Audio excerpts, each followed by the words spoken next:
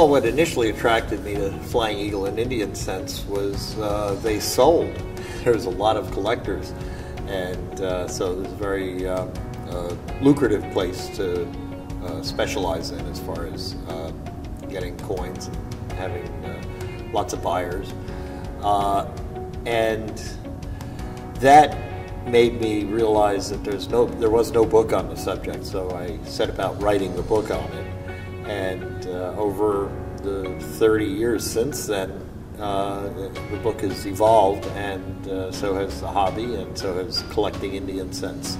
And it's been a great journey and a lot of fun.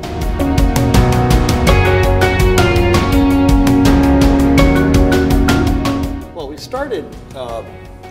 started writing the book while I worked for another coin dealer in Tucson, Arizona, All-State Coin, back in the late 80s.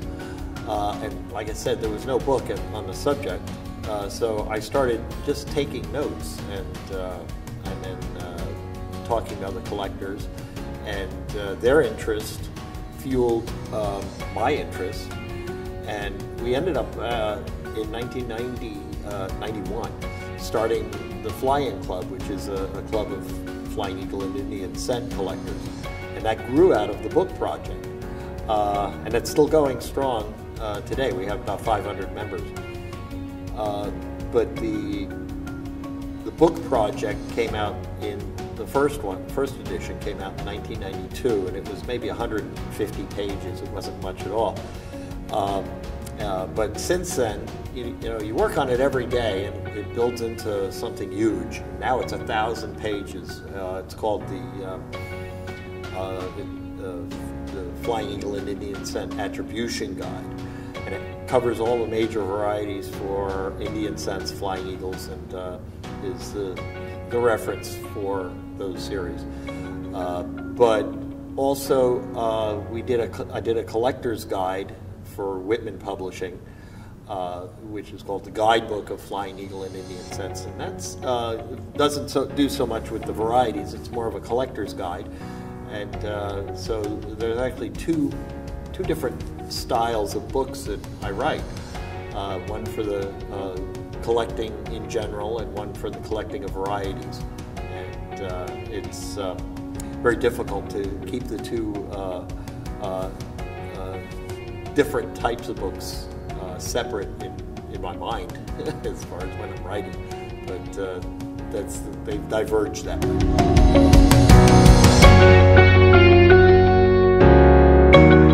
There's a lot of newer collectors coming along, and we find them kind of excited about looking for varieties. That's one area of the hobby that is still open to, if you do some research, you can find some valuable things. So everyone likes to find things that they can make money on.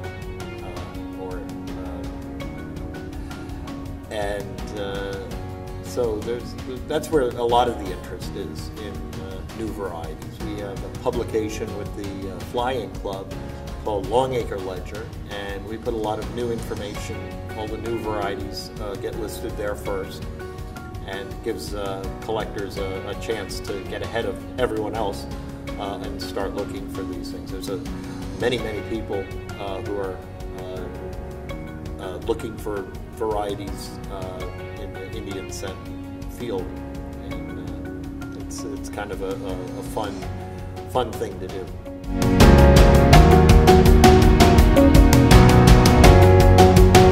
Since I specialize in Indian cents and Flying Eagles,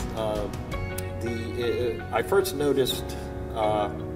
I've been around since before the grading services, so I remember raw coins very vividly.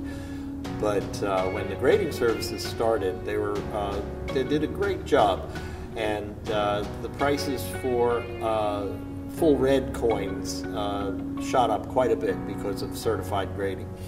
But about, I guess 10 years into it, we noticed that they were grading a little too light on reds. We got many collections offered to us that were just graded, that were red-brown, and they were graded red. And we realized that this was going to hurt our market if red-brown coins were encapsulated as full red.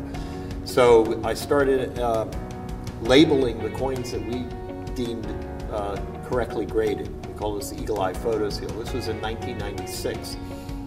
And the sticker and the card that goes with it says that we'll buy this at this grade at our bid. And so we started making a market in these coins. It's the same thing that CAC took on and did with all series a number of years later, maybe I think it was 8 years later. But we still do it. And the coins that I photo sealed back then come to me, and if they were full red then, they're still full red now. And there was a misconception by a lot of people that when they see a red-brown coin and it's graded full red, that it might have changed in the holder. Well, that does happen, but in my experience, most of those were graded wrong to begin with. So you want to avoid those, or at least avoid paying full red prices for those. But you shouldn't condemn a gem full red coin as a problem that might change into a red-brown just because you've seen others that were red-brown. So with the photo seal, the important thing is we make a market. We guarantee the ones that we photo sealed that are, properly graded, and it's worked very well for us. And it's helped the hobby, I think. Most die-hard Indian cent collectors for high-grade Indian cents demand a photo seal on their coins if they're paying, strong money for them.